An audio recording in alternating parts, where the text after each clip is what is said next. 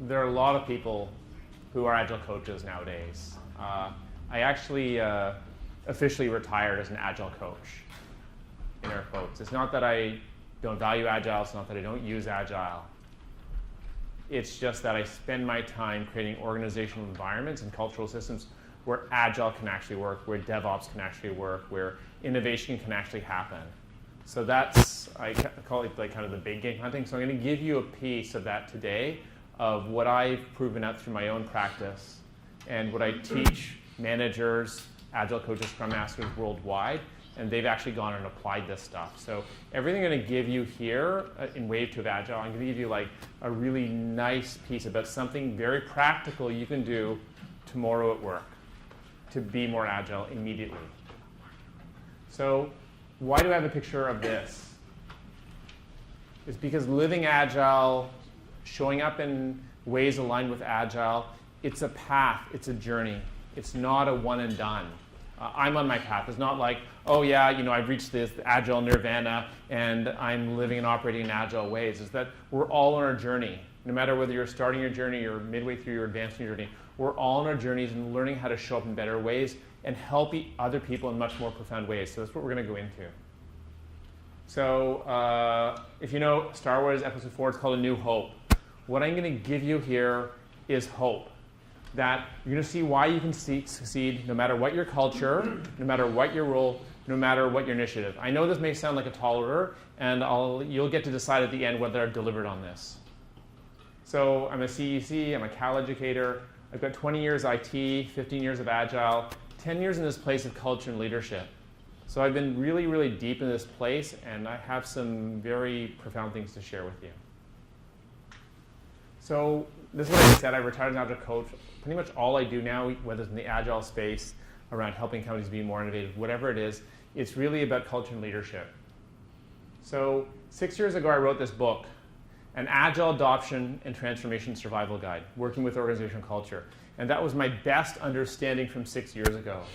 Since then, I've been learning like crazy. I've been running experiments like crazy. I've been failing here and there, right? I've gotten fired. I've made mistakes. I've pushed too hard to get results, and I've seen the failure of it. So I've been there. I've done that. And what I'm giving you here is a fast path to some of my deepest learnings. What I'm giving you is a little nugget. There's a much deeper thing that I do in the Certified Agile Leadership Training, which is I've done like 40 Cal ones worldwide, 700 leaders. 25 people have completed the Cal 2. We've got another cohort going through now. And worldwide, what we've seen is that the challenges with Agile are actually the same all over the world, right? And what I'm going to give you here is actually very practical things you can apply to make these changes. There are 2 books coming out. This is coming out this summer, Emotional Science, A Key to Unlocking Leadership, which is really about looking at ourselves and how we're showing up. And we're going to go into some of the elements that tie in with this. I'm currently working on this book, Culture and Leadership Redefined, which is going into everything I've learned over the last 10 years that's very practical for getting culture shift to create a place where Agile can work. So let's dive in. So what's happening with Agile? What's happening with Agile these days? Well, we know Agile is embedded all over the world. And a lot of places considered best practice. This is how we do software, and not just software. This is how we want to run our organizations. We're going to be agile, nimble, flexible, right? And it's become, some people say, maybe a buzzword, or it's crossed the chasm. It's in this, in this trough of disillusionment. Well, let's just check in with you guys. We're going to use this polling app. If you go to this URL, this is a great time to pull out your phone. The trick is not to look at email. That's the trick. If you go to pollev.com/orgs, and people who are joining us via live stream can join as well, pollev.com/orgs. The URL is right up here. If you go to this URL, you can answer this question. The question is, our biggest, this is the first question. We're getting the full benefits of Agile at my organization. This is the first question. So we have this poll going. You can respond. You can actually put your answer here for what you're seeing. We're getting the full benefits of Agile at my organization. Right, so we know Agile's embedded all over the world. We know it's in most organizations. But what you guys are sensing here with your experience is that we're not all in the strongly agree category. This is what my desire is, that we're all in the agree or strongly disagree category. No matter where we're going, no matter what's happening, we're finding great success. We're finding when people are using Agile, they're getting incredible success and results with it.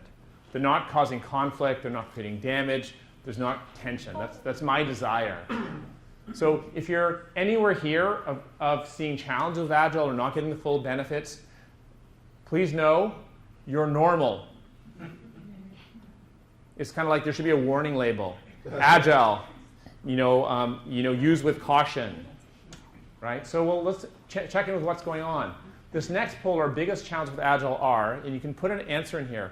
This poll, you're going to create the answers together. So if you see someone else's answers, you can just refresh your page, see what other people have put in there. You can upvote their answers. So we don't want to have duplicates here. So once an answer's there, clients, culture, leadership, we don't need people to re-enter these. You can simply upvote the ones that are here. You just reload your page, you can upvote. So I guess some people have figured out there's an upvote here. Great, wonderful. Some people are seeing culture, some people are seeing clients, some people are seeing leader. Getting business on board, command and control culture, knowledge, client culture. So we'll just give this a bit more time. People online, you're welcome to join in. pollev.com/orgs. So we're seeing challenges with clients, with leadership, with culture, command and control culture, client culture.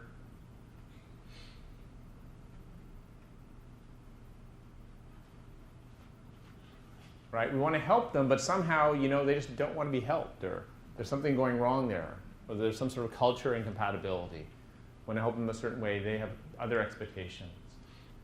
We'll give this another 10 seconds here. So what you're seeing here, leadership, culture, clients, command and control. So the good news and the bad news, there's good news and bad news. The bad news is, yes, this is true, and we're all experiencing this. That's the bad news. The good news is you're normal, right? And we're going to give you some practical things of what to do about this. Here we go. Has anyone seen this study from version 1? Anyone seen this research? This is great industry research. There's similar research from the Scrum Alliance and the State of Scrum. Basically, this is 50,000 teams, thousands of companies. And it says this: company philosophy or culture at odds with core Agile values. So 63% of people who are trying to get the full benefits of Agile are going, ooh, there's something going wrong here with our culture, right? They go, lack of experience with Agile methods. Somehow people aren't fully understanding what Agile is. And I'm guessing this is much more than just the process, because the process is fairly straightforward. There's something about the mindset, the way of working. This one gets me.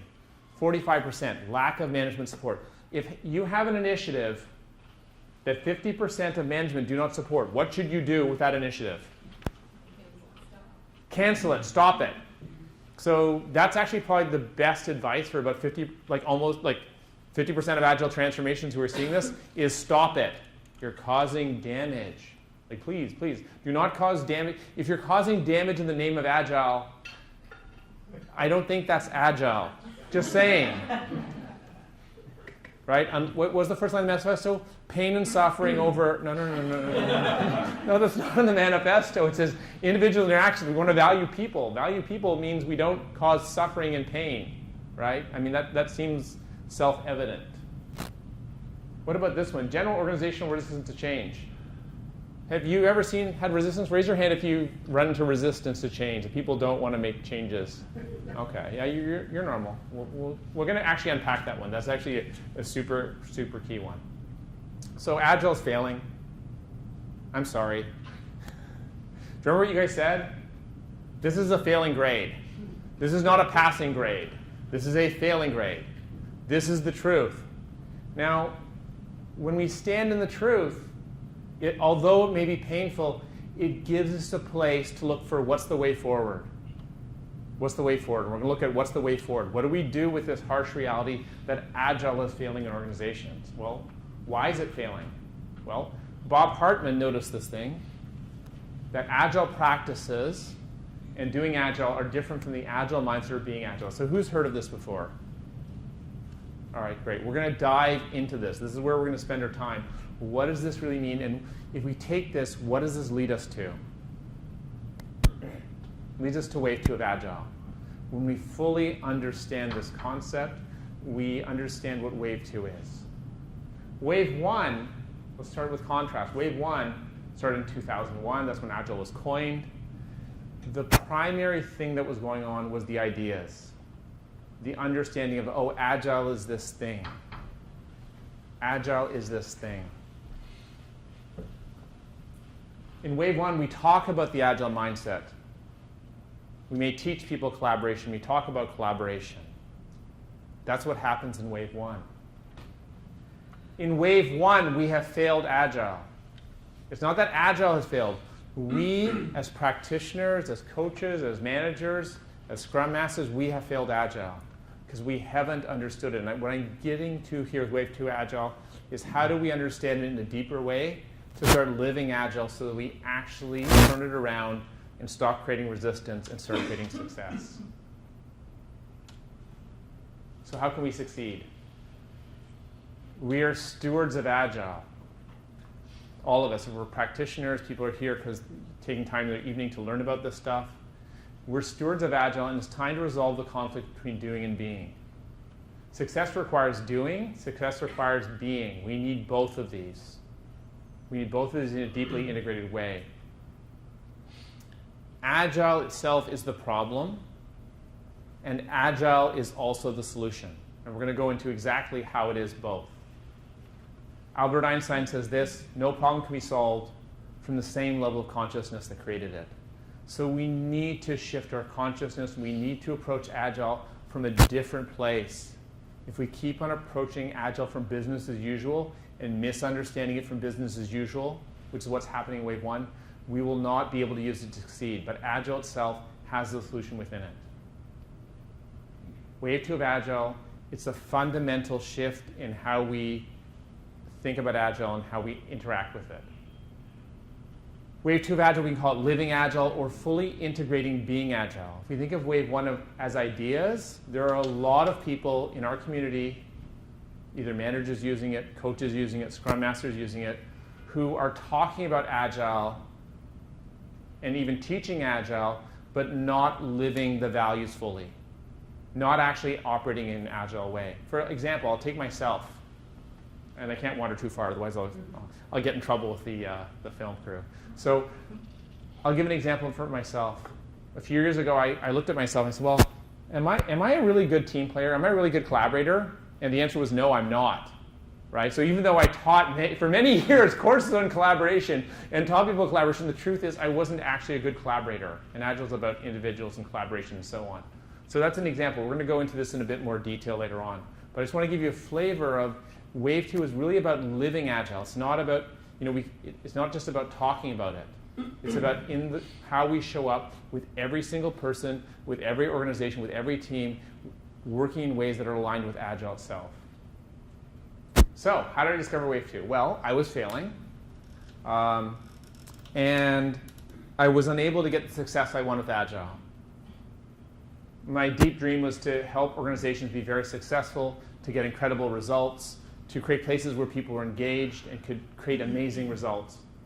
So they'd feel great about coming to work, and they'd create amazing products. That was my dream. And what I noticed with client after client, that whether I was dealing with a team lead, a Scrum Master, a manager, a director, a VP, an executive, a CEO, that whatever their level of consciousness, whatever their intrinsic level of connecting with Agile as a way of being, that was the limit for how far Agile could go. That's the limit for how far we could go with performance, with delivery, with getting things done. So I realized, well, for me to succeed, if the leader's the limit, if the leader of every organization, how they value people, the level of trust they create, the level of safety for people around them, if they're the limit, then the only way to help them is to help them grow as leaders. And then I looked at myself and I said, well, am I showing up in the ways that I'm preaching and describing and know will lead to high performance? Am I living Agile? Can I help these leaders because I'm actually doing that myself? And the answer was no. No, Michael. This is what I said to myself. It's like, well, you're a well-intentioned asshole. There is no way you can possibly help these leaders grow. So in that moment, I had a choice. I could give up on my dream of helping organizations, or I could change how I showed up. The reason I'm standing before you is because I decided to change how I'm showing up. This is why I'm teaching managers, coaches all around the world how they can change, how they show up to create success. So let's unpack what that really means. So the epiphany I had is that I'm the problem. Here's some feedback I got in 2011. And you can see how this is not an agile way of working. Valuing results over people, pushing too hard for results, too direct, painfully honest, little tact, too negative. Right? Hopefully none of you are showing up that way, but if any of you are showing up for you, it's a clue that you may not be operating in an agile way. Right? And a lot of us have these maybe not so healthy habits we picked up in our lives that are preventing us from being as successful as we'd like to be, that are actually taking us away from living agile and working in a way that really values people, really values collaboration, that builds safety, builds trust. So what exactly is Wave 2? Well, the agile mindset and success starts with us. It's the doing and the being. Mahatma Gandhi says, be the change that you want to see in the world. That's what we're talking about with the individual. So instead of this almost obsessive focus we have in the agile community with teams, what I'd like to do is invite you to look at the individual perspective, which we're looking at now, and look at the organizational perspective and how we go about change. So as individuals, it actually starts with us. We can't ask anyone to do something that we're not doing. I'll tell you a story from Mahatma Gandhi. I'll tell you a story. Mahatma Gandhi helped liberate, through nonviolence, India from the British. Right? There's a huge, huge accomplishment, huge clarity in his being to accomplish this. And people from all over India came to ask him for advice with these unsolvable problems. And one mother in some rural village, she had a challenge. Her 11-year-old boy would eat too much sugar. And she tried everything she could. She went to the doctors, the psychologist, the priest. Nothing would work. So out of desperation, she got on a bus, traveled for 24 hours to where Gandhi was, waited hours in line to speak with him, and was there, presented her boy to Gandhi, explained the situation to Gandhi. Gandhi listened very carefully and said, "Ma'am, I can help you, but not today. Please come back in 1 month."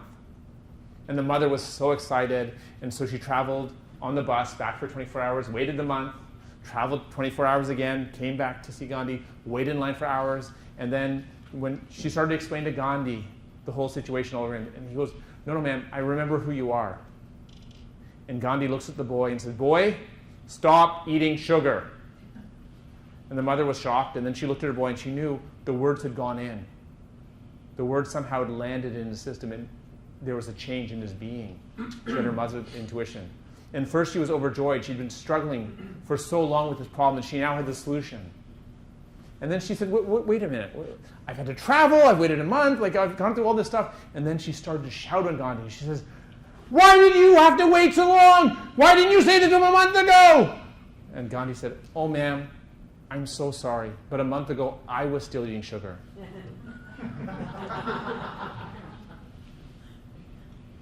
That's what Wave 2 of Agile is about. It's not about asking anyone to do anything that we don't do ourselves. It's about being the model of what we want to see in the world. Not to teach people collaboration in Wave 1, but to model collaboration with every individual, with every organization, with every team, and every single interaction. That's what Wave 2 is about. And looking at ourselves where we can't do that and growing through our edges to show up in that way, to be the change that we want to see. That's what Wave 2 means for us as individuals. So let's look at ourselves. What really is this agile mindset thing? Right? What is this thing we're actually trying to be like and operate in? So we're going to do this. I'm going to ask you what one word describes your behavior when being agile. So take your phones, go to polyd.com/orgs, and what is the behavior? How do we show up when we're behaving in a way that aligns with being agile? So what's our behavior? What's our behavior? So again, when you see other people's things, you can upvote that, I think. Flexible.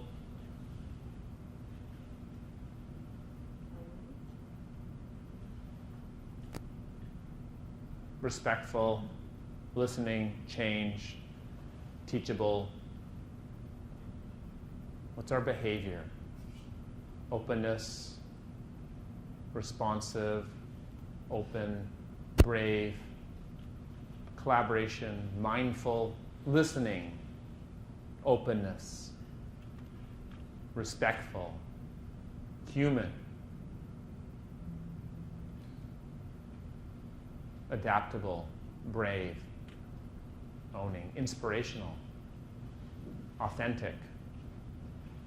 Let's read us some of these words. Thank you. So we're seeing here trust, open, flexible, respectful, responsive, teachable. So something about us being teachable, about us being open to others. Something very human showing up here. So this is, if you think about, well, oftentimes you say, well, what is this elusive mindset? Here in DC, we just created our own definition of what does it mean from a behavioral perspective to be working and living in the Agile mindset. This is what Being Agile is, what Living Agile is. Flexible, open, teachable, responsive for our behavior. So this is how we can look at ourselves and say, well, am I showing up this way? Where are the places where I don't show up this way? Let's keep on going here. How important is this Being Agile, these words we have here for individuals? How important are these words for high performance? How important are these words for high performance? Because it's about getting results, about creating success. So we're seeing answers from helpful to critical. How important are these words?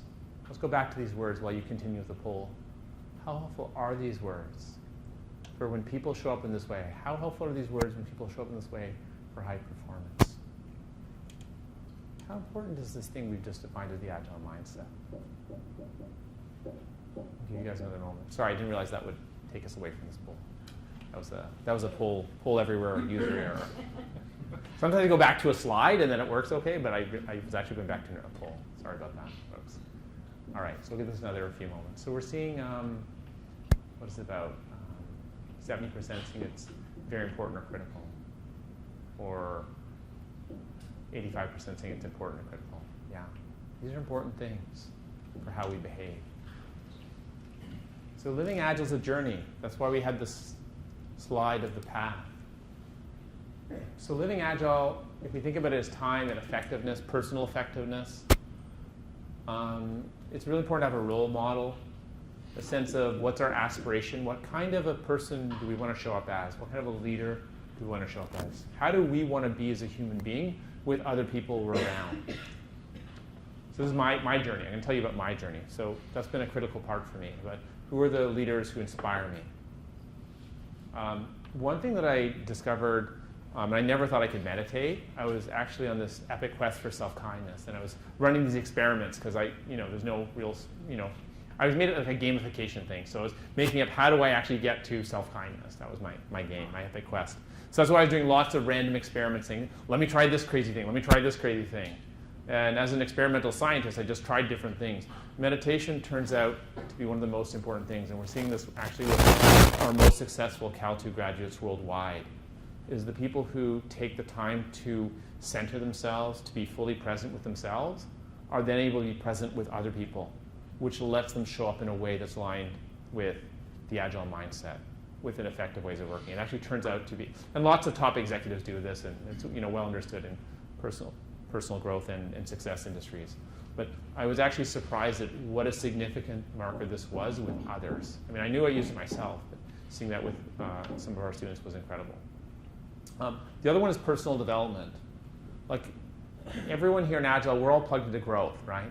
And learning new things. That I think is a really beautiful base for the Agile community. What I'd invite you to consider is extending that base beyond just learning new skills, new facilitation techniques, new knowledge, into more about our inner being and developing our inner being. Studying consciousness in India, one of the places that I've gone to is who are the experts on showing up differently? Well, the people who've been doing personal growth and transformation for thousands of years in India. So that's where I've gone. Other people may go to other places. And being coached. I know Audrey, who's my wife, has been actually for some time was coaching me live, real time, giving me live, real time feedback in some of my classes. Because in my leadership trainings, I'm modeling the leadership. So if any moment I fall into my traps of, let's say, judgment or not listening or any of these other things, it's been incredibly powerful for everyone in the room for me to stop and say, okay, yeah, oops, I just did that. Oh, I'm so sorry. That's not my highest intent. I want to show up like this kind of leader, right? And that in itself helps model how we can be powerful leaders, how we can be very, very capable. So I'm going to share you a quote, and then we're going to go to an exercise for you. This is from John Gedge, who's one of the people who've gone through both Cal 1 and Cal 2 with us. He said this: leaders go first, starting with me. He's an Agile coach. Also have quotes from managers, but let's go with this one. The value learning for me was understanding that to help leaders go first, we as coaches have to go first. We need to develop not just our skills and knowledge, but ourselves as people. Lots of courses teaches you new skills or tools. These led to an evolution of my core beliefs about what I do and how I do it. So what I'm inviting you to tonight is a core shift, an evolution in your core beliefs about what you are and how you do it, to shift more towards orienting towards your inner being as the critical success factor in your success and so on. The other part I'd like to point out here is to help leaders go first. We often want to help others. And when we say leaders, when we look at high-performance organizations, we know that we're building leaders at all levels of the organization. We want every single person to think and act like a leader. That is high performance, right? So it's about if we want to cultivate others, whether on a team level, in a department, in the whole organization, or people, we often say, oh, all those executives, they do blah, blah, blah, blah. Well, when we start with ourselves, we can actually make a lot of change. So please stand up, meet someone new, and discuss in pairs.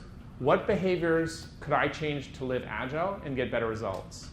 What behaviors could I change in myself to live agile and get better results? And if you're online, you can just do a journaling exercise for a few moments. All right? So please stand up. We're going to take about 2-3 minutes for this. Stand up, introduce yourself, meet someone new. It's a meet-up, so meet someone new, please. You work over 40 hours, it's actually less productive. Okay, please take your seats. Pardon? I can export the poll results, so you can have a copy of this, yes. You can take this and tweet this, yes.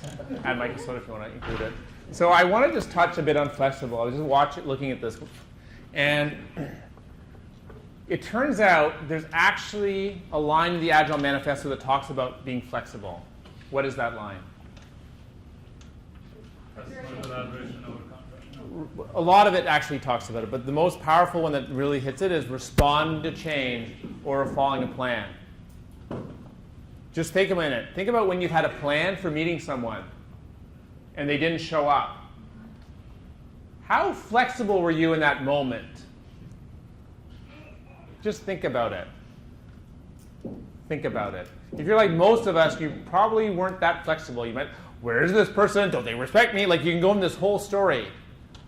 So even this simple example of, like, if someone doesn't show up for a meeting, it's like, oh, something must have happened. Oh, I guess I have this bonus time for myself. What'll I do with it, right?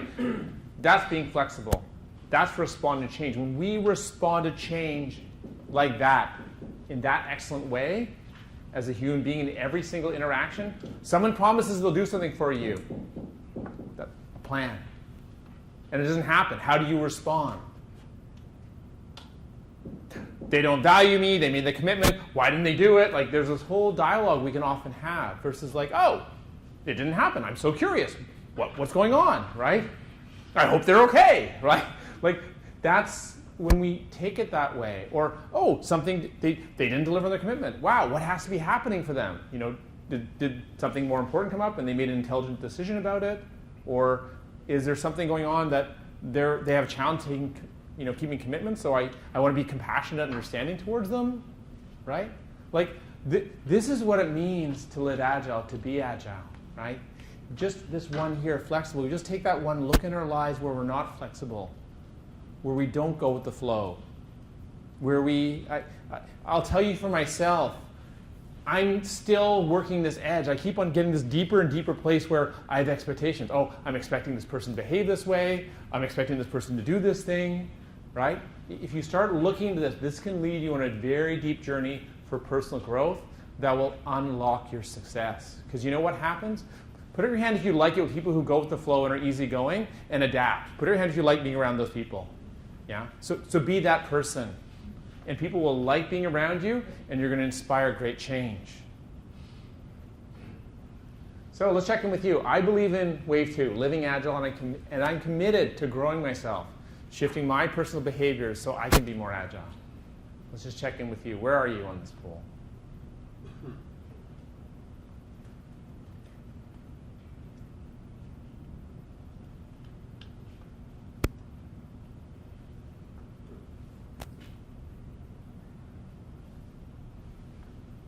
Oh, I'm so excited. So that's job one. Get people signed up for the mission. Okay, great. Now we're going to actually get into some practical tools of how do I actually put that into practice to live this way to affect change around me. We've been looking at the individual perspective, that we increase our influence, our power, our ability to help others when we look after ourselves first, right? Who's been on an airplane before? Right? They say there's an airplane, put the oxygen mask on yourself first before helping another, right? As leaders of organizations, as coaches, as Scrum Masters, we want to look after ourselves first and then help the other people, right? This is just common sense. So wonderful that you're interested in this journey. So now we'll go to organizational. What does Wave 2 look like from an organizational perspective? Let's start with this. Now, everything you're going to put here, I've done before probably, right? We're asking, to reflect, where have you caused damage with Agile in the name of Agile? Or it doesn't have to use Agile, it can be in the name of Lean, DevOps, innovation, customer experience programs, et cetera. I mean, the patterns are the same. So similarly, this is a kind of upvote poll. So push too hard. I've done that. I did this repeatedly. And my results matched that. It didn't work out so well. Didn't listen. Yep, me too. Too much change. Yeah. Because I want to go fast, so I try to make everyone else go fast, and then creates problems. Forcing. Yep, done. Forcing. Force progress. Shaming non-agilists. Me too. Any Agile evangelists, recovering Agile evangelists out there? Yeah. Push too hard. Yep. Following the process too strictly. Yeah, I've done that. Wanted something that wasn't happening. Yep. Saying you're doing Agile the wrong way. Yeah, I've done this. You guys are really good. How do you look in the book of my life? Have you guys been following me or something? I've done all these things. Or maybe it's not about me. Maybe this is just a universal thing we all do.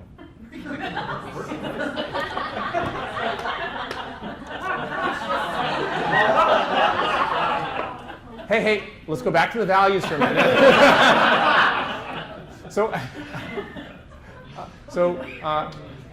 Please upvote the ones that are true for you. So I don't think there's actually anything intrinsically wrong with SAFE.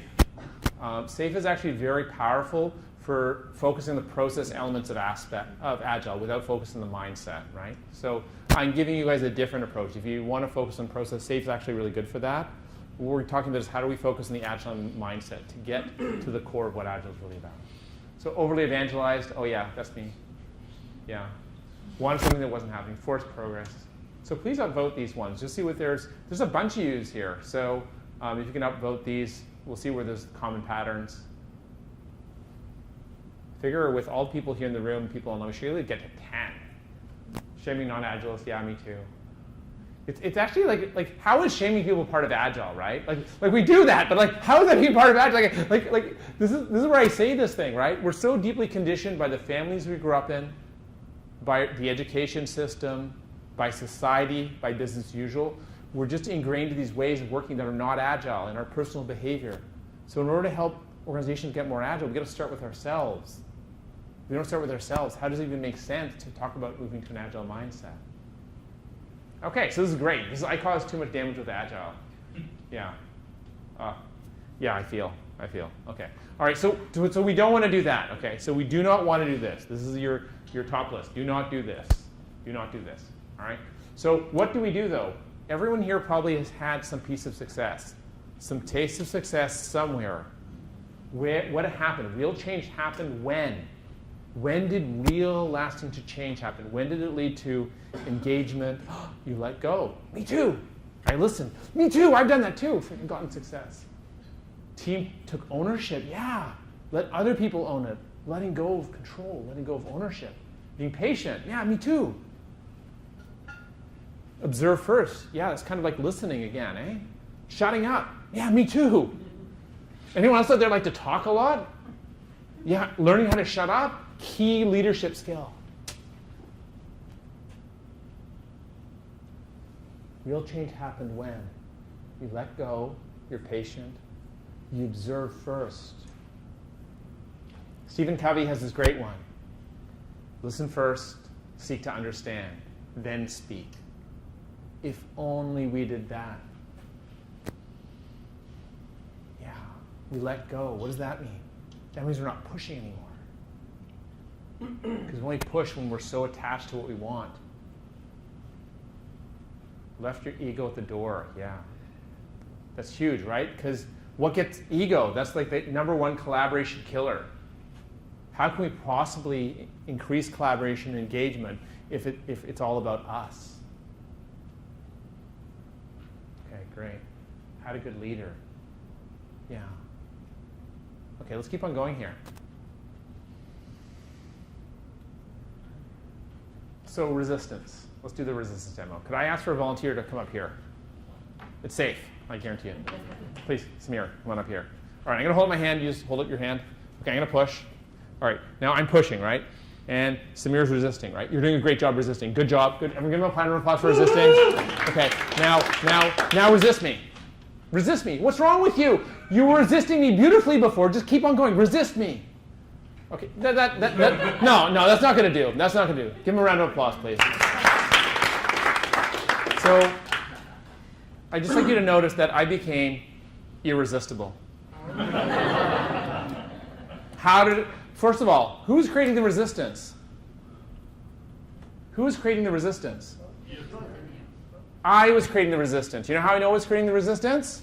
How you should all observe that I was creating. You said, like, listen, observe, right? What happened when I stopped pushing? He couldn't resist. He was unable to resist. So I changed what I did, and the resistance vanished. That means I was creating the resistance. So just think, if you're experiencing any resistance with a person, with a team, with leadership, with anyone around you, who's creating the resistance? You are. Good news. Good. This is good news, right?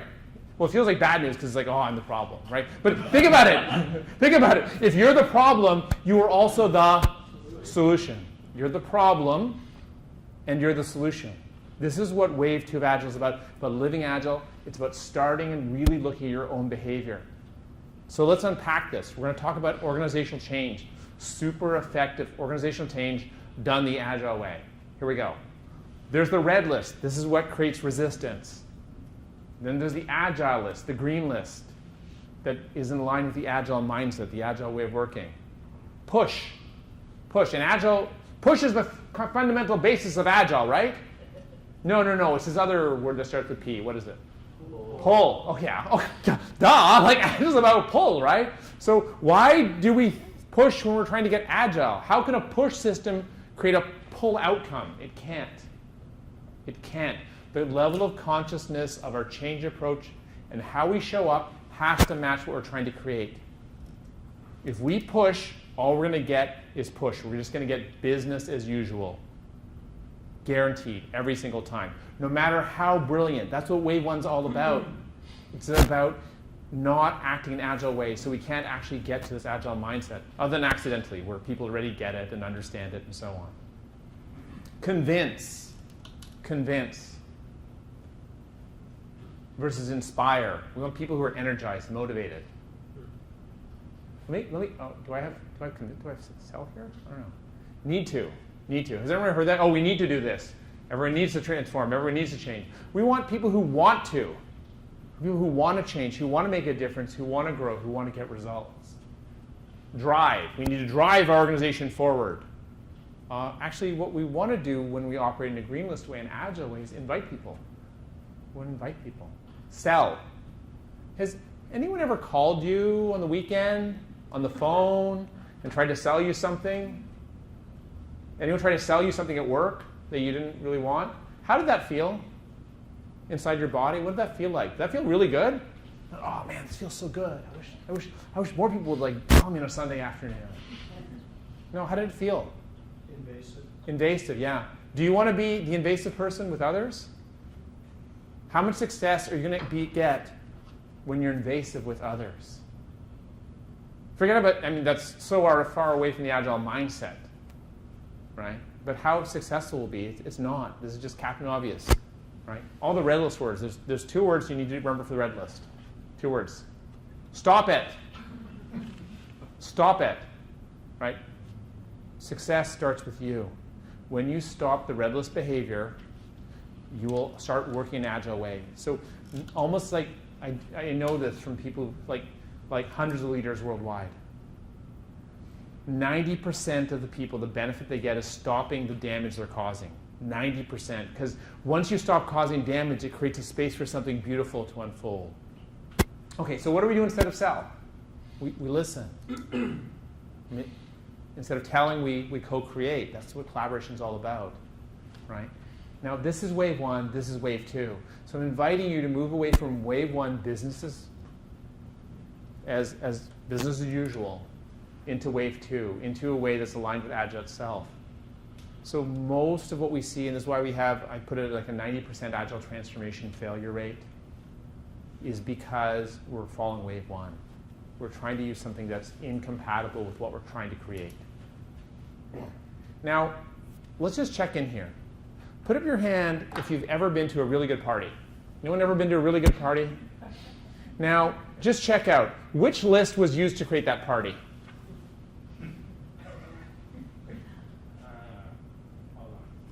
Which list was used to create that party? Right? Everyone knows that it was created using the green list, right? Using the Agile way. We invited people, we got them excited, right?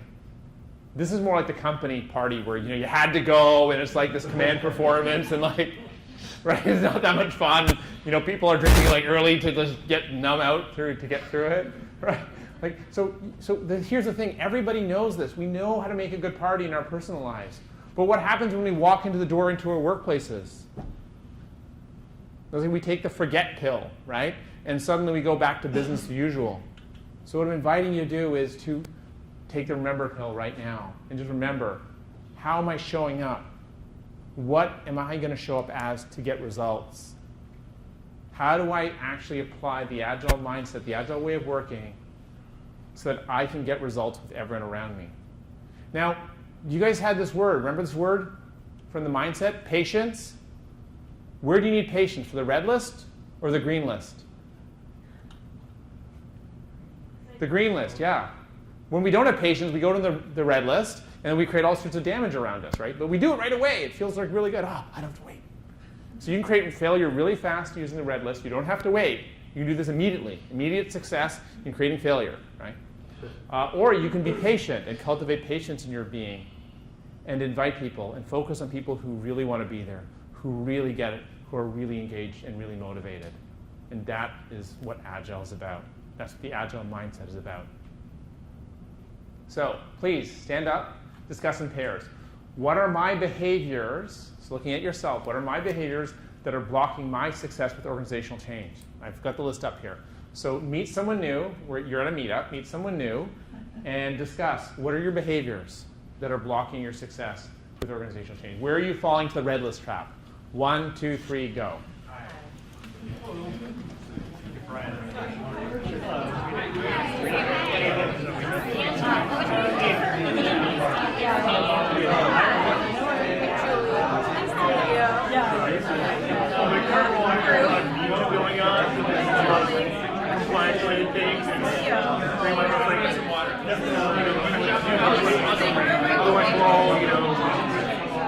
So I don't know how to work around that if we want to. I want you to get the point. We don't all do our jobs. Somehow that doesn't resonate the same way.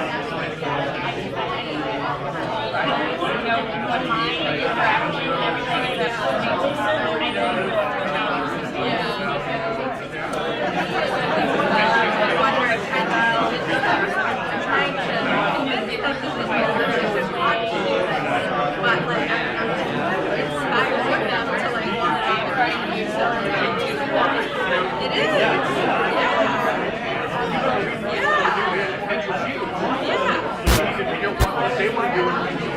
Explain why what you want to do helps you with it. That's hard.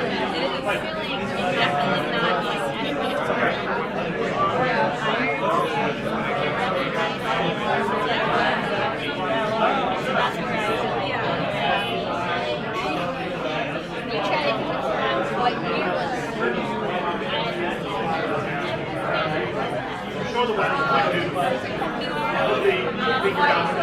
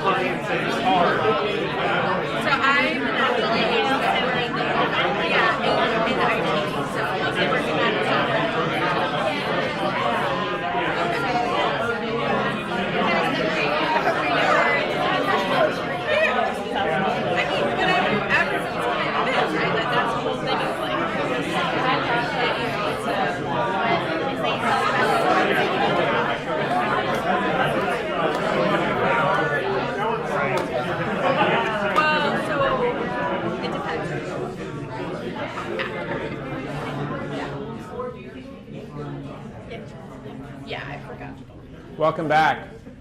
Take your seats, please.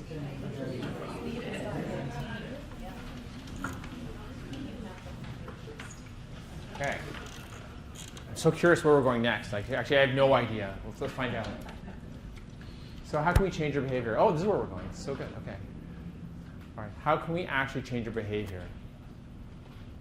So far, we've talked about taking off the agile blinders on team, how to make the team successful. We started looking at ourselves as individuals. How am I showing up? How am I living the agile mindset? And then we started looking at how we're approaching other people and organizations and whether we're falling into the red list, the green list. And so we looked at the organizational view, we looked at the individual view. And both of those are about our behaviors, about things that we're doing where we're not showing up the way we want to show up to get the results and the outcomes we want. So I don't want to leave you here in this place of like, oh, I got these behaviors, I need to change them and know where to go. So we're going to actually give you a really fast download of a key behavioral change practice that you can use. Here we go. It's the 4A's Conscious Leadership Model. This is something I created that's a mix of Western and Eastern wisdom traditions to get rapid shifts in behavior. Viktor Frankl says this: between stimulus and response, there's a space. In that space is our power to choose our response. In our response lies our growth and our freedom. We, as human beings, all have the ability and the potential to rewire our brains, to shift away from our patterns of behavior that we perhaps have doing most of our lives. We have that capability if we choose to put the energy and the effort into it. I asked you earlier the question of how committed am I to Wave 2 of Agile, to shifting behaviors, and everyone said they were in. So this is how you apply this information. Now, before I go into it, I'd like you to reflect. How many minutes or seconds per day do you spend on looking at your behavior and changing your behavior?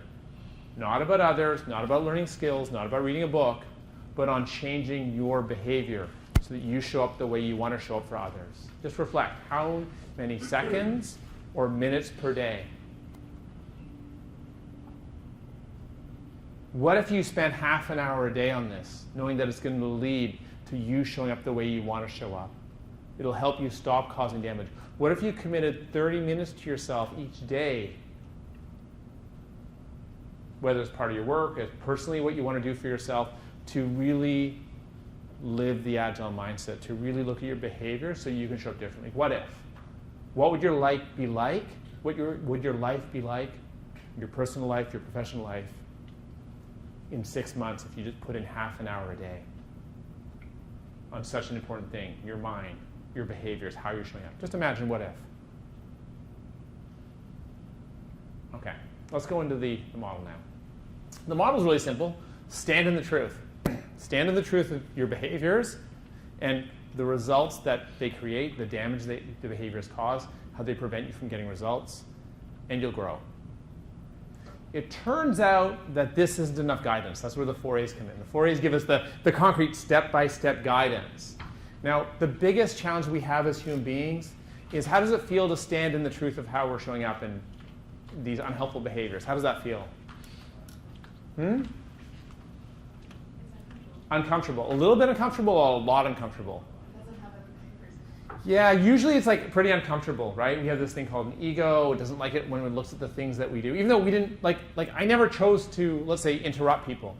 I never chose to be judgmental. Like, nowhere in my life did I sign up for this stuff, right? But I just kind of ended up this way. We're not responsible for the eddies and currents that life took us through to get us where we are. What we are responsible is what we choose to do now that we're here. And taking responsibility means standing in the truth and looking at how we're showing up and taking action, investing time and energy to shift these behaviors. Right? Now, what I invite you to do, yes? No, I was just talking, I think in part it depends on the environment that you're in. Yes. Standing in the truth. It's true. We can have more helpful environments where people can give us the truth in more ways that are gentler for us. But ultimately, and I found this with myself still, that like, even though I've been working at this edge for a while, this part of me that doesn't want to receive information that's not positive, like our minds are designed to shift away from the positive, focus on the positive and seek that and avoid the negative, right?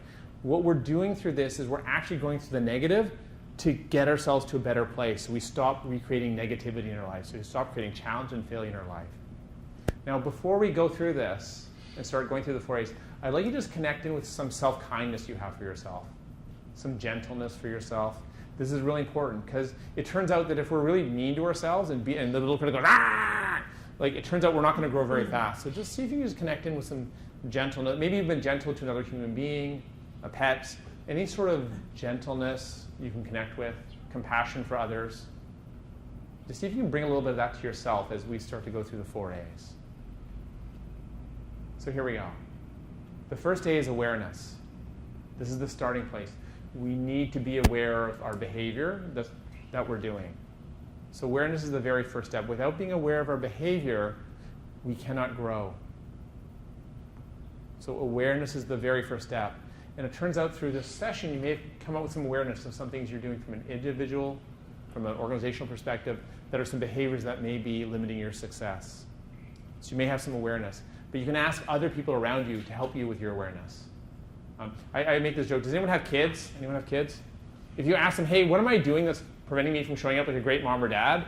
They'll tell you. It'll be the happiest day of their life. They'll gladly tell you, right? And if we really want to grow as a leader, they're great sources of leadership growth. I've done this myself. I know it. The next one is acceptance. What acceptance means is that we're not going to denial. We're not going to minimization. We're going to a place of 100% acceptance. It's like, yes, I do this thing. Yes, I interrupt people. Yes, I judge people. Right? Whatever, fill in the blank for you. I'm just giving some of mine, right? And we not only have 100% acceptance, we also see the damage that it causes in our lives. The damage it causes to our relationships, to the people around us. When we have the courage to get into 100% acceptance and we recognize all that, then at that point, we're very inspired and motivated to shift it, right? When we go into full acceptance. And this is like a checklist. You can't go on to the next step unless you've gone to finish this step. If you're still, well, I kind of do this, but it's not such a big deal. If you're into any of that, you cannot go to the next step. You need 100% acceptance. See, yes, I do this thing, and this is the damage it causes. The next part is aspiration. I'm not telling you how to show up. It's up to you to find your own role model, your own star on the horizon. So aspiration is around this behavior. What do you desire? What's your little star fragment that you want around this behavior? For me, with the challenge I have around interrupting people, I interrupt people. I'm aware of it. Do I do this? Yeah. How damaging it? It's really bad because other people don't have their ideas. They don't feel like they have space. They don't necessarily. I may take away from psychological safety. What's my aspiration? My aspiration is not to interrupt people. Well, maybe after like 7 minutes, then it might be okay, right? And I want to do it really gently then. However, not actually interrupt people. Right? That's my aspiration for myself. Because for me, that aligns with how I want to show up as a leader. So it lines up with the Agile mindset and being agile. The fourth A is how we turbocharge the whole thing. That's ask for help. It's ask for help. We'll just go into one version here, which is just you can ask for help from people around you. If you have kids, they're great. Kids, if I start acting like this, could you just tell me? Because I'm probably not aware of it. I remember one time where I think my son was, I think he was 16. He goes, "Dad, you're an emotional charge right now." I go, "I'm not in it!" And I'm going like, "Oh, yes, I am. Wow." And I went, "Thank you." And then I looked at my own behavior and how it was showing up in that moment, because I didn't want to show up that way, right? So you can ask for help. Again, you want to have people who really want you to grow and be an amazing person, amazing leader, amazing human being. And people who can give you this information in gentle ways, right? People who can say, and tell you in ways that are not very helpful will not actually help you in the long run. So, so ask for help. So now we're going to give you a chance to put this into practice. I'm going to ask you to, just on your phone, to make notes, to just go through, use the 4 A's to examine the behaviors you want to change. It could be the ones we talked about earlier, but where you're perhaps not living in line with the Agile mindset. It could be about pushing too hard, any of the other things we've talked about. So I'm going to put on some music, and I give you 3 minutes for you to journal and write down and go through the 4 A's. So you might go through 1, 2, or 2, 3 behaviors. Just go through each one step by step. Okay? So I'm going to put on music and give you time. If you're not going to journal, just please sit quietly in your chairs to let other people have the experience.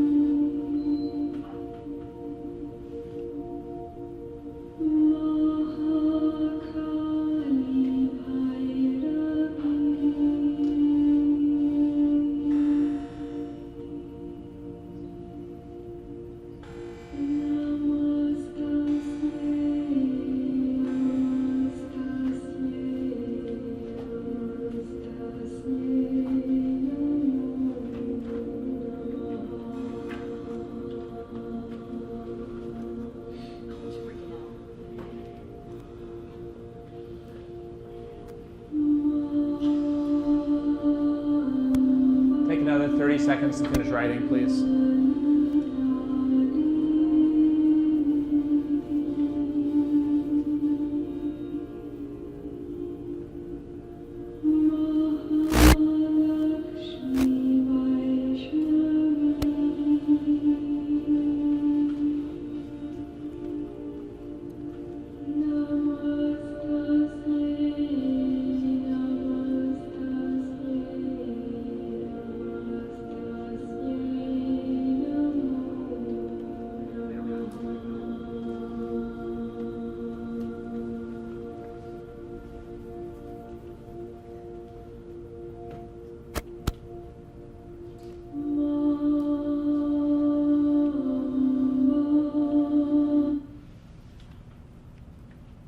We'll do one more piece here.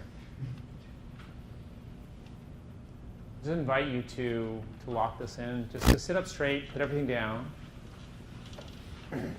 Close your eyes. This is optional. This is an invitation. So I'm going to say it, but it's an invitation. Just to make it really clear, you don't have to do this. Everyone's an adult to make their own decisions. But I invite you to sit up straight, close your eyes, and just notice your breathing. And take some deep breaths. This is how to activate your parasympathetic nervous system, to calm yourself down, to put you in a more resourceful state. Just take some deep breaths. And I'd like you to imagine a day in the future where you're living the Agile mindset. The day where you've shifted through your behavioral edges, where you're now showing up more as the person, the leader, the team member that you want to be. And just imagine that day, how you're interacting with people, how it feels different, how you're much more successful, how you're getting greater results, recognition. And notice how good it feels on that day in the future with that success.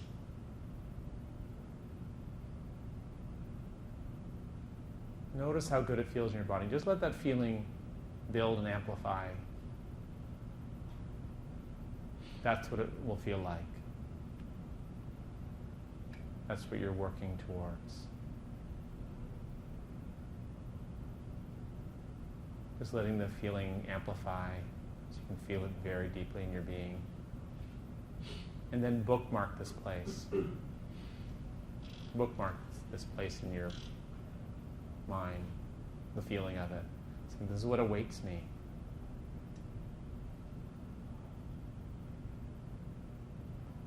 And take a deep breath. And come back to the room to the here and now. So let's tie this all together. Let's tie this all together. Agile is the problem. Agile itself is the solution when we look deep into what Agile really is.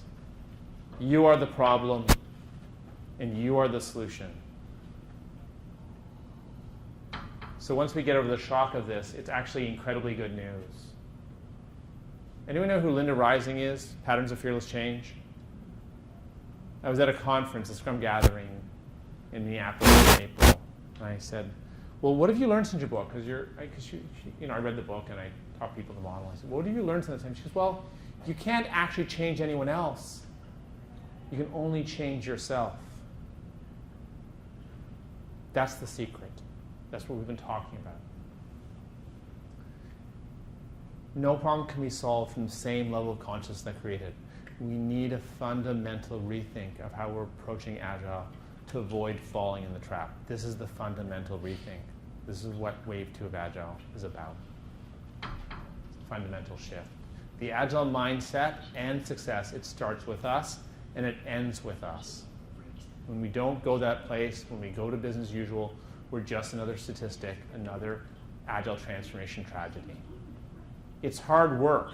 Remember I asked you how much time and energy you want to spend each day on shifting through your behaviors? And it works. I know this from my own consulting practice, my own work with leaders, my own work with organizations, and I teach this all over the world in certified Agile leadership training and teach this to executives. It works. I've got person after person who says, even just listening. One person described it like if they just stop listening and they stop pushing, it's like they opened the Zen door, and suddenly they're, because they're not that person anymore, they're not that evangelist person who's trying to push and make other people do things. They suddenly get invited to conversations that they've never been invited to before. The people are getting promotions. This is what's happening. It's not just something that I've used for myself. This is a replicable model that we can use to, dare I say, scale Agile. That's what Wave 2 is about. Being Agile, being the change we want to see, moving away from Wave 1 and the traps and the failure that comes with it. So at the beginning we started with Luke Skywalker, A New Hope.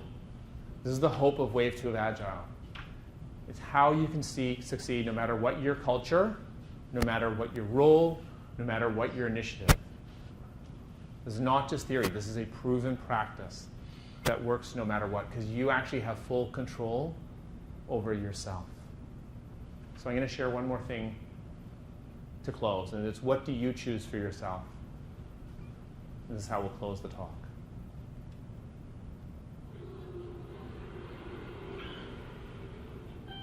Life boils down to a series of choices. Before long, the choices you make and the ones you don't become you. But which you?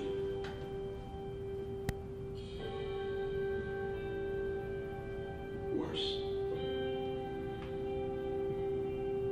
Better?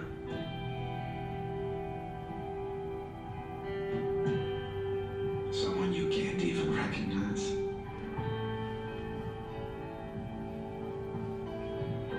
It can make you question everything.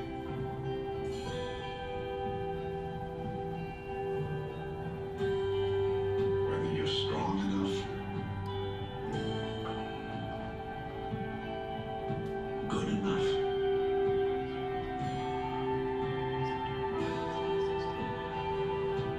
all choices lead you somewhere.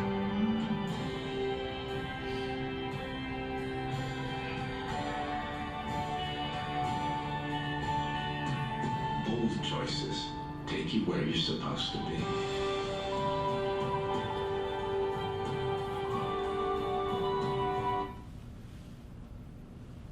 So, questions?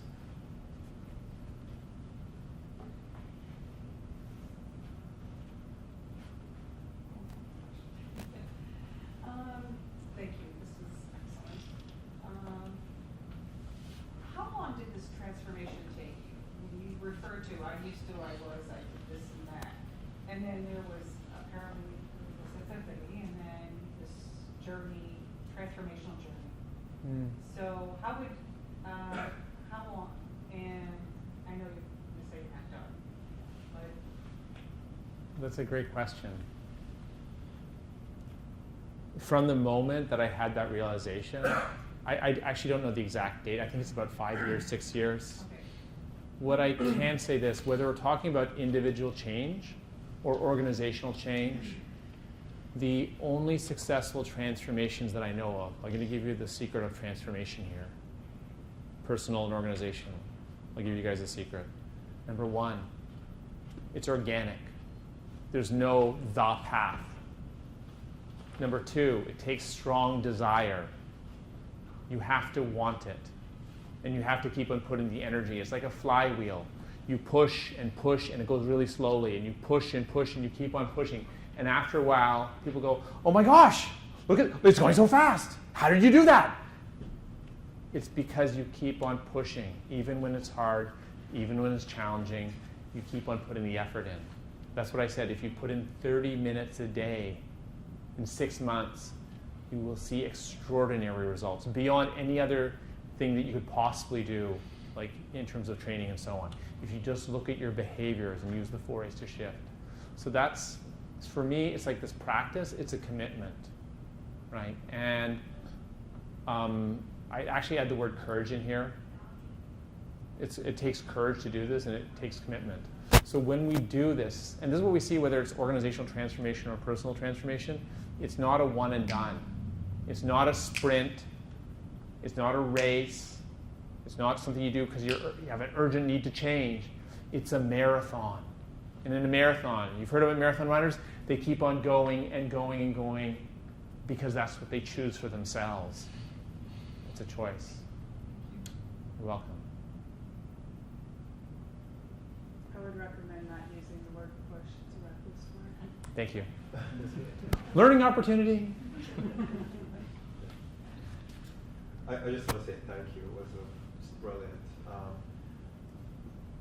Throughout your presentation, I'm thinking of this project I'm working on for the DC public school system to help transform the schools there, so we can build this culture of it's learning and interest in academics and just fulfillment. And I run into a lot of roadblocks here and there, right? And I'm starting to think, I've been pushing and pushing and all those things that were in the red that seemed so right. And, to some extent they got some success. Yeah.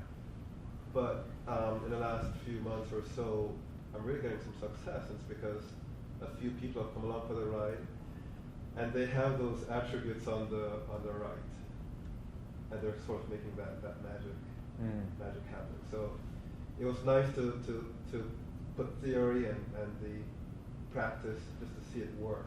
So thank you. You're welcome. That sounds amazing what you're doing there. Yeah, good. What other questions do you have? The question I have is, do you still believe that wave one of Agile serves as a foundation for new Agile leader, and we gradually transform them to wave two, or you just want the new Agile leader to get started with wave two of Agile? So the question is around, do we start with the doing or the being? Wave one is much more focused on the doing. Wave two is essentially highlighting the importance of the being. I'm super clear on this. If you had to choose one, which would you choose? You'd choose the being. The being is where the value comes from. When we're in that being, we can pick whatever practices doing will make sense for us. But without the being, the doing can get misunderstood. The reason we start with doing is because it's so easy. It's so easy to try to change external process. Why the being? The being starts with us. The being starts with invitation. The being starts with people choosing to grow. Like the trick is, how do you build a learning culture? How do you build a teal organization? Well, you just start. As any individual, we can just start doing that and start with ourselves and inspire and invite others. So for me, we can use the structures, we can use the tactical things, the tools, and there's some that are really good, some are more helpful, some are less helpful, to give us a lens to look at ourselves, to look at our conscience, look at our behaviors. That's why if you have a group of people who are super passionate, we're in a Scrum user group, right? If you have people who are super passionate, super excited about learning and growing, working through their edges, Scrum is amazing because it's going to help show them what they're doing and give them a mirror to show them what's happening, right? In that case, people can use that structure, Scrum, that the understandings of Scrum, to support the learning, support the growth. But it has to be there first. The desire has to be there first. The beingness, the willingness to grow has to be there first. Then you can use it for success. So for me, this is why I spend my time with culture and leadership. It's about how do we create a place where when we know this, when we have a supportive, healthy organizational environment and culture, we can just introduce Agile and it just works. We know that. We've got lots of case studies that look like that. But what about everyone else? Well, that's where my whole world is focused. How do we help everyone else create a supportive organizational environment and culture so that when we can introduce Agile, DevOps, innovation, it just works, right? So I feel like what we're talking about here is putting the horse in front of the cart. You know, for like 15 years of Agile or whatever, maybe 2001, do the math, okay? Whatever number of years those are, we've been kind of doing it in wave one, like a lot backwards, of starting with the practices, the process, hoping that will lead to change, hoping that starting with teams will lead to organizational change. And what we've discovered is that it can sometimes, if that environment's already Agile friendly already, but mostly they're gaps, and mostly there's some level of challenge. And what we're talking about is how to overcome that challenge. No matter how agile-friendly your environment is, how to up the notch and up the game from just talking about agile that are practices to really what agile is about, the mindset, the way of being, the deeper implications of the Agile Manifesto itself. Yes? This may be too lengthy of a question, but when damage has already been done in an organization, and the word agile is a very, very bad word, how do you start to create that culture? Right. That's a great question. So the question is, imagine we've already started with Agile, we've already caused damage, what do we do now? Right? So number one is you say sorry. Remember all the stuff I caused damage with Agile? You go and you talk to every single person you caused damage with, and you say, I'm so sorry. I did this and this and this. I'm so sorry. That's not how I want to show up. I want to show up like this. Please forgive me. That'll start to repair a whole bunch of relationships, and then suddenly you have a lot of people who are ready to talk to you now, number one. Is take it personally and really go and rebuild those connections where you've caused damage, the people, the teams, etc. That's number one. Take responsibility for what's happened in the past. Number two, what was the question again? This is such a good question.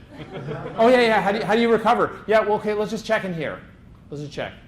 Bonus item. Put up your hand. So I'm going to give you a choice. I'm going to ask you to raise your hand for just one of these. Agile is a means, or Agile is the end? Agile is the goal. So is Agile a means to the end, or is Agile the end itself? Put up your hand if you believe that Agile is the goal. Put up your hand if you believe Agile is the goal. Agile is what we're trying to accomplish in our organization. Clarifying question? Yes. Agile as wave 1 or Agile wave 2? Either. Okay. Either.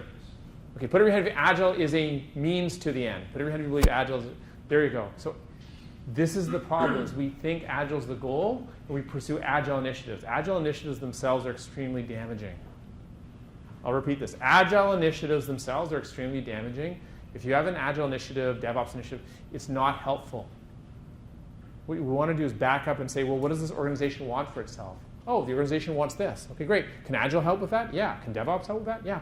Can design thinking help with that? Yeah. Right? And we use these things to help with the organization goals. But it's never about doing Agile or being Agile. It's about helping the organization create what it wants to create for itself. So my number one recommendation, I do this in another session, didn't do it here, is if you have an Agile initiative, kill it. Kill it. Or change the big A Agile to little a Agile, right? So that it stops being about Agile, stops being about Lean, stops being about DevOps, stops being about innovation, and it comes back to listening to people. Remember listen? You guys had listen up there for the Agile Mindset, how we behave. When we listen, when we observe, when we help the system get what it wants, we can actually help systems. Then you say, oh, you want to accomplish this? Oh, I've got a couple of ideas. There's this one, there's this one. Does any sound like they'd be useful for you? Oh, this one. Okay, great. There's no mention of the word Agile. One of the most successful transformation stories I know, it wasn't a transformation program. People just looked every day, how do we get better? And of course, the shop had a horrible reputation with Agile, so the Agile word was banned. Like you would get fired if you used the A word, right? You could not use it. So, but guess what? After 2 years, without using the A word, they were one of the most agile organizations in the world because they just focused on how do we get better every day. And it stopped being about Agile and just became about how do we succeed as a team, as a company, and so on. So yeah, so the A word will take you to the bottom of the ocean very fast. It's a number, well, actually, I'll give you guys bonus items. So two top tips, won't go into the details. Number one, drop Agile. Number two, drop transformation. So if you're an Agile transformation program, you're doubly doomed, right? Because neither of those words help. Okay, all right. So yes. So, how do you measure Agile effectiveness? I mean, I'm asking that question because if I join a new job and then I know they're not following Agile, and how do I mean, I cannot point out. I have to go with the flow. I have to getting everybody on the same page and right. telling them, hey, you're not following Agile, Okay. I'll be fired. But how do you measure that effectiveness? Right. So. I mean, how do you know? Is your goal keeping your job, or is your goal helping a team with Agile effectiveness, or what is the goal? I help orient me. I risked many times, so I'll lose one more time. Right. So, What's the goal, though? To learn. Goal is to learn and being able to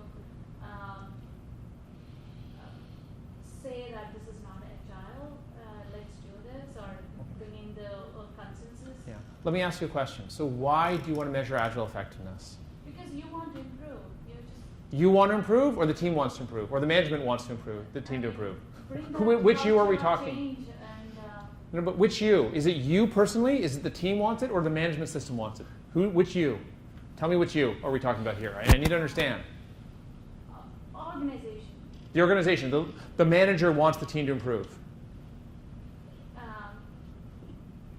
So this is where we want to step back and notice where we can be causing damage, to get really clear about what we're trying to accomplish and why. Oh, we want to measure Agile effectiveness of this team. Okay, well, who wants this? Does the manager want it? Is it mandated? It's a red list word. People have been told they have to do this Agile readiness thing, or this Agile assessment, Agile skills thing, or is it the team wants it because they want to use it to learn and grow? Depending on what's going on, there's a totally different set of answers of what we do. Yeah, depending on what's going on. So it's not, we think you're following Agile and they're not following Agile. Yeah. So how do you, Well, this is where we, this is where oftentimes as Scrum Masters, I've done this before. I've gotten sucked into this thing as the Agile police or the Scrum police to make teams do things, right? This is red list to the hilt. There is no red list in Scrum. Scrum's about enabling people. Like if you're a Scrum Master, if you're a coach, the number one thing you want to do is operate in a green list way, which means asking the team, like, hey, team, I'm noticing, there's something's going on here. Like, what kind of a team do you want to be? Do you guys want help even? And asking for permission, right, to use the green list way of working. And oftentimes, and this is the trap we fall. Actually, this is going on right now. Yves Hanu is writing this book called Scrum Master Tips. So he asked me if I want to contribute something. So I actually wrote this there's a bunch of snippets from a bunch of people all over the world. It's about ask for permission as the most important thing we need to do, is make sure that we're not inflicting help on people. And this is what will help us operate in this green list way. So that's actually probably like a deeper dialogue of how do we work in a green list way. But ask for permission is the safety trick here to say, whether we're working as a leader, an organizational system, a team, say, hey, do you want my help and how can I help you? What if they don't know? What if they don't know? Yeah, the Dunning-Kruger effect. Okay, how can you ask somebody if they need help? They don't even know what a high-performance team looks like. Well, it's really simple. It's really simple. You want to hear the trick?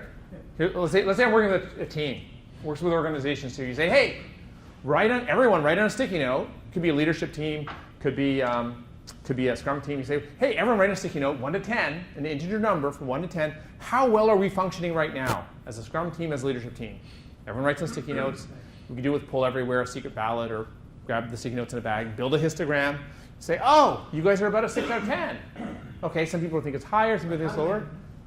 No, but you just ask them. It doesn't matter how they know. You just ask them. You say, hey, how are you guys doing as a team? Everybody knows. Hey, but like a 10 means this. 10's like a rock star team. It means there's high trust, high safety, all this stuff. You describe it, right? And you go like, oh, we're about let me finish, then you can ask your next question. We're about a 6. And they say, okay, great. What kind of team do you want to be? Stand on the line or write on a sticky note. And if they go, oh, we're a 6 now, and we aspire to be a 6. You say, you guys are set. Awesome, right?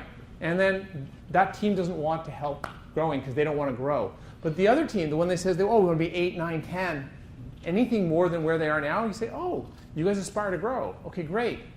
Let's talk about how we can make that happen. Because then they have a desire, there's permission, all these things are happening. All the magic green list stuff is happening. They want to show up to that party and have fun at work, create awesomeness at work. There was a follow-up question. No. Did I get it? And it makes sense. We run into this problem recently where you can't grade your own homework, and if you've ever been on a high-performing team, and you go, hey, we're an 8. Yeah. Well, that's great. You think you're an 8, you're a skinny fat kid. Yeah. That's awesome. Yeah. But over here, these folks are actually an 8. Sure. So, and they're doing things that you haven't even thought about. Yeah. So that's the Dunning-Kruger effect is in there. Yeah. So you just don't know. Yeah, so actually you had a great point here. What I usually do is for kids' homework, we give them a rubric. Yeah, Say, rubric, you give them a rubric. So I usually model it for like this is what a 10 looks like, and people go like, oh, we're not a 10, right? Like people like get it, right? So by giving them numbers and explaining, different teams will, depending on the context, they'll use more or less. It gives them a sense of, oh, how do I self-assess? How do I rate this? How do I score this? So you get guided self-correction out of the rubric because they know where they are and they know where they can go. Yeah. Yeah, that's my point and that answers it. That's how you help teams Right. understand where they are, Yeah. and let them know there's a destination. Right. And if they want to go there, that's up to them. Yeah, I'd actually take it away from this destination and turn it into a journey. Yeah. Right? Like what we did here today is an example of that. What we did here today is an example of that, right? We talked about some of the ways that you could see gaps and how you could show up more to be operating more in an agile mindset, to be more agile, to live agile, to get the results that you wanted, right? We created your own awareness, your own desire, your own trajectory goals to move on this journey of growth, right? So we did something like that today, where you, but I sneakily did this, right? I didn't actually define the agile mindset. You guys defined it for yourselves. So in this way, you guys created your own rubric for what success looks like. You created your own rubric for causing organizational damage. You created your own rubric or way to evaluate how does real change happen. So you actually co-created, which is a way that I help you guys listen to yourselves as a system. You created your own journey forward. So I gave you some pointers and some things to point you in the right direction, and this is what we want to see in our organizations this is actually modeling the agile way of working here in this room itself. Instead of telling you the agile mindset is this and you need to behave this way, that would be like a tell, that's red list. I didn't do that. I co-created with you, or had you co-create your own desire, your own journey. Okay? So there's a deeper thing that goes beyond that to help people find their own story. Okay. All right. One more question. We'll take one more question, and we'll close.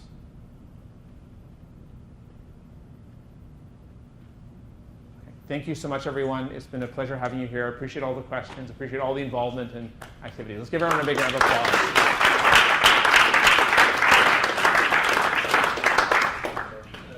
Michael, thank you very much. You're As welcome. a token of our appreciation, some Oh, great. fun, Thank you. caffeinated beverages.